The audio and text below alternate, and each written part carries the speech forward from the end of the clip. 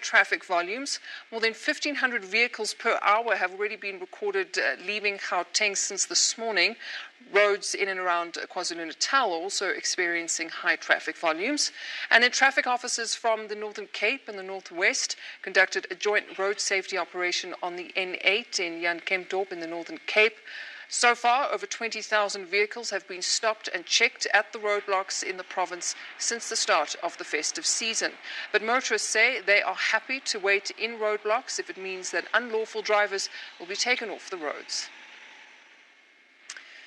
6 people have died in 2 separate collisions on the N1 in the Western Cape. In the first incident last night, which happened between Three Sisters and Beaufort West, 5 people, including 2 children, died when the car they were travelling in collided with a truck. In another incident early this morning near Worcester, the driver of a light motor vehicle died after being struck by a passing taxi while changing a flat tyre. Western Cape Traffic Chief Kenny Africa says the driver died on the scene. He says 2 lanes have been closed to traffic. But staying with traffic matters, thousands of holidaymakers have been passing through various borders for the holidays. The Beitbridge border post is the second largest port of entry, used mainly by people travelling from Zimbabwe. The number of people passing through the border has increased by over 10,000 people. The Home Affairs Department says they have increased the number of personnel to eliminate the long queues. Our reporter Mike Maringa has the latest. Afternoon, and it's indeed correct that we are at the Beitbridge border post at the entrance. This is where we were the other time when we had the problem with police, but I can confirm that today is a different day altogether. There are a lot of people who are going into the port of entry, and also we have seen a number of people who are going out. As we have reported earlier on, and as you have seen at the Beitbridge, that there are a lot of vehicles that are going into South Africa, and equally we've got a lot of cars that are going through to Zimbabwe. We've got a lot of trucks that are piling so that they can enter the port of entry. And you must also remember that this is not the only port of entry in South Africa. This might be the second biggest after OR Tambo. But to tell us more about what's happening at the port of entry, I now bring Mr. Stephen Van Neel to tell us as to how is the situation in other areas. Mr. Neel, welcome to SABC. What is the situation in other ports of entry?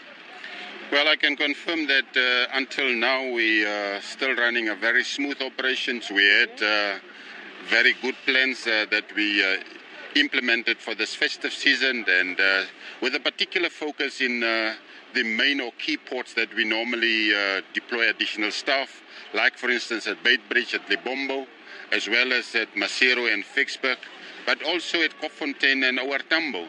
These are our key ports that we normally had to bring in additional staff and create extra capacity in our ports that obviously allows for more workstations where people can be processed. Let's talk about numbers. Usually I'm told that you see about 18,000 people who pass through here.